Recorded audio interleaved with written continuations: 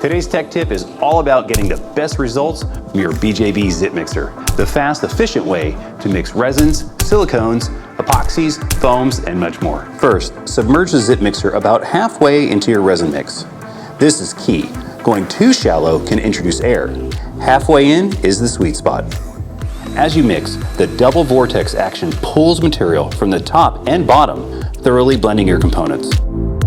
Next, use a side-scraping blade design to reach those stubborn corners.